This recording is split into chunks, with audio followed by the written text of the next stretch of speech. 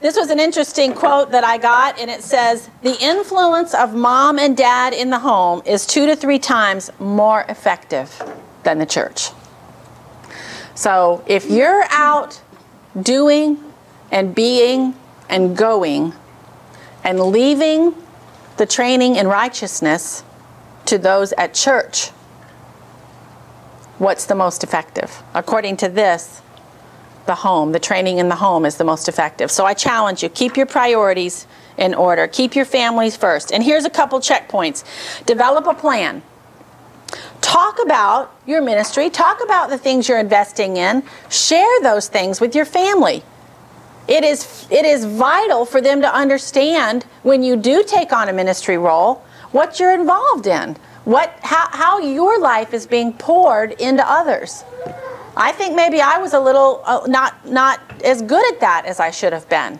I had it all up here, and I was busy. I was a busy mom with running here and running there, and I think maybe I didn't share with them as much as I could have about what God was doing, so God would be seen. Not that it didn't look like I didn't want it to look like I was busy just at work, but that God could be seen through it. So develop a plan. Talk about your ministry. Be proactive in your scheduling. We all know that if we don't schedule that time with our family. I just spent a week away at a mission trip, and I had a team member, I'd never met this woman before, but she's truly become a sweet friend. And she's the head women's coach at USF, the head women's soccer coach at USF. And it was funny because we didn't relate hardly at all in terms of soccer, which we were on a soccer mission trip. We related as moms.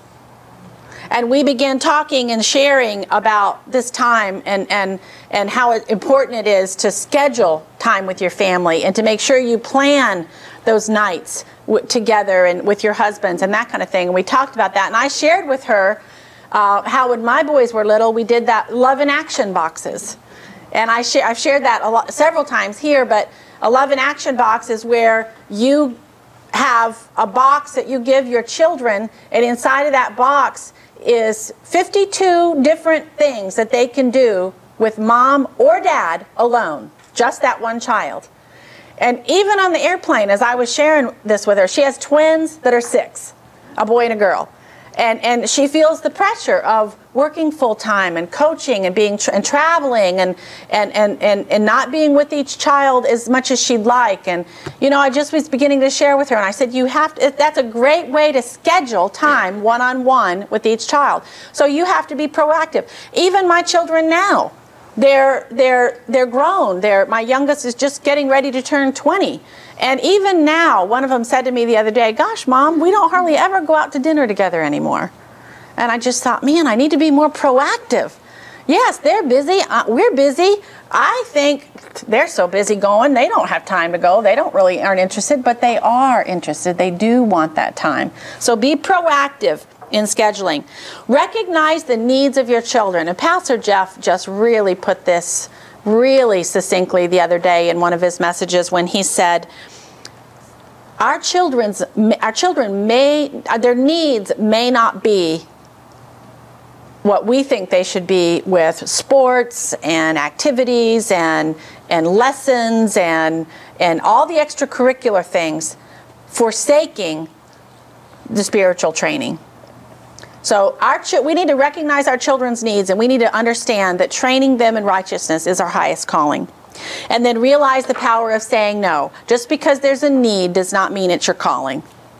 And I will be the first one to say, if I ask you to do something or serve on something, I will be the first one to say, I want you to pray about it. I want you to talk to your spouse and your family. And then I want you to, if your answer is no, I respect that and I honor that. I honor it. You don't ever have to feel guilty about telling me no. Or I don't want anybody to ever make anybody feel guilty about saying no if you're putting your family first. Your priorities are your family. Okay, protect your family. Be entirely present when you are at home. That's important. There's a little saying that I used to have, and it's still a little jingle that I have in my brain, and I think of it fairly often. Because when you are home, you have to minimize the interruptions. You can be so consumed with being busy at home working, cleaning, checking the email, being on the computer, cooking, organizing. You can be so distracted while you're at home that you're really not at home with your children. But the little thing I used to say when my children were little, cleaning and scrubbing can wait till tomorrow, for babies grow up, I've learned to my sorrow. So quiet down cobwebs, dust, go to sleep. I'm rocking my babies, and babies don't keep. For me, I would much rather be on the ground playing with my boys or out in the yard kicking the ball than cleaning house. I'd much rather switch that priority and give them the time. I have all the time in the world to clean my house now, and I still don't do it. So. All right, number 5. A leader must effectively manage her time. Spending time with God will help you keep those priorities in order. If you have sat down with the Lord in the morning and your day is completely crazy busy, you have got more things scheduled in that day than you know is possibly can get done. But if you take that time and you sit down and you spend that time with the Lord, you have been amazed, I'm sure, that at the end of the day, the order with which things got done, you are able to accomplish what you set out to accomplish that day. A day hymned in prayer is less likely to unravel. I'm sure you've seen that little saying. And it's true. There's truth to that. Spending time with God is the most effective thing to manage your time. I'm going to read Mark 1. I liked this verse. I thought this was Mark 1, 35 through 38 says, Now in the morning, having risen a long while before daylight, he went out and departed to a solitary place, and there he prayed. And Simon and those who were with him searched for him. When they found him, they said to him, Everyone is looking for you. Have you ever felt like that? Where are you? Everybody's looking for you. We all need you at one time. But he said to them, Let us go into the next towns, that I may preach there also, because for this purpose I have come forth. So Jesus was intentional about his time management, and we need to be as well. Number 6, a leader must learn to effectively handle criticism. This is a tough one. This is a tough one. You will not be able to please all of the people all of the time. And you will be criticized as a leader. And I want you to remember one thing. Take it as constructive. Listen for substance in the criticism and have an open heart. Don't respond immediately.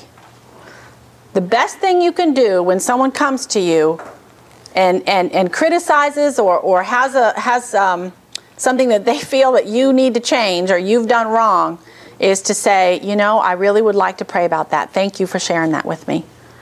Because guaranteed, if we try to respond immediately, it's going to be in our own flesh.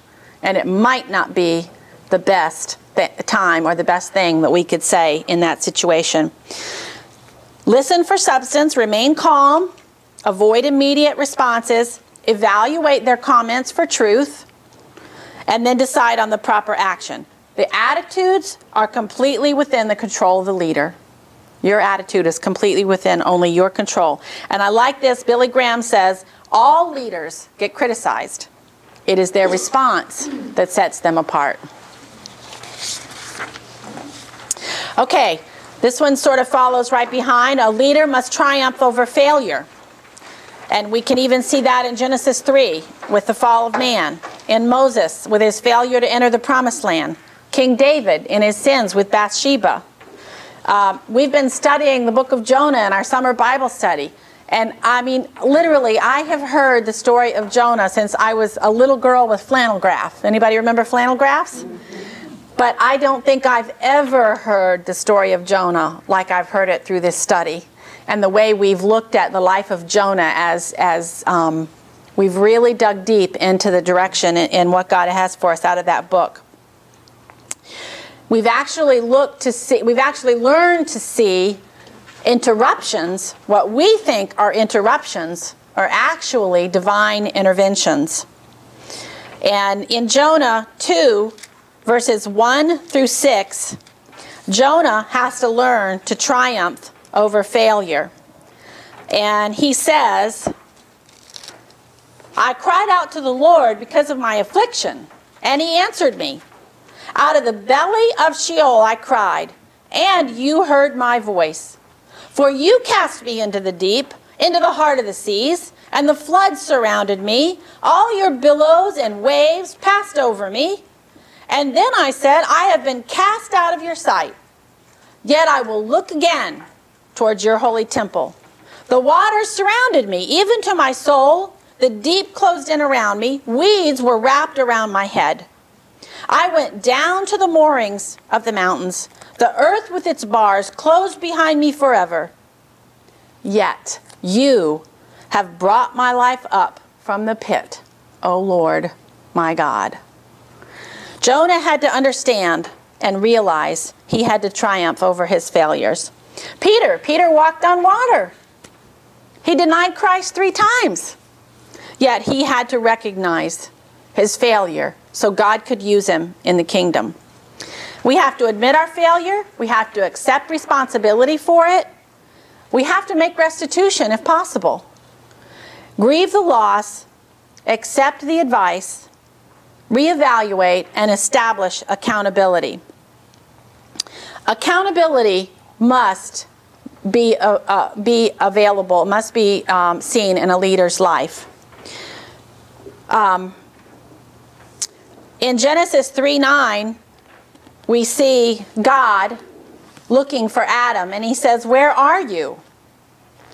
And basically what Adam said to God is, I have messed up big time, and I am out of here. I am going to go hide my face because I am in big trouble.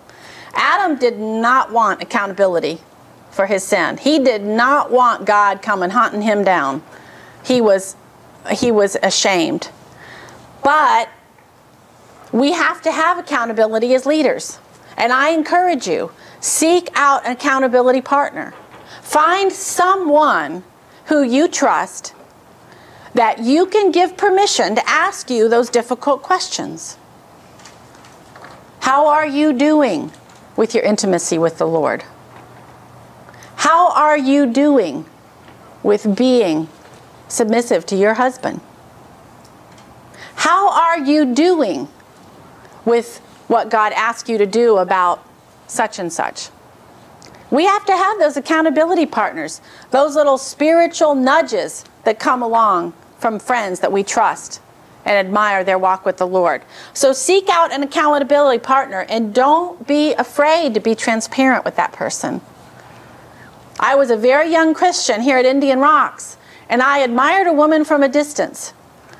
I admired her walk, I admired her family life, I admired her testimony, and I desperately, as a young mom, wanted her as a mentor and accountability partner.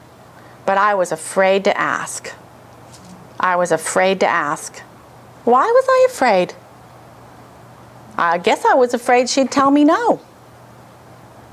So I didn't ask, but many, many, many years later, at a time in my life when I felt like I had to have a mentor, I had to have a godly woman to pour some things into and for her to pour into me, I went and asked her many years later, and the most beautiful friendship was formed. So I just think, what would have happened if I would have had that urging as a younger woman to go ask someone to be that accountability partner?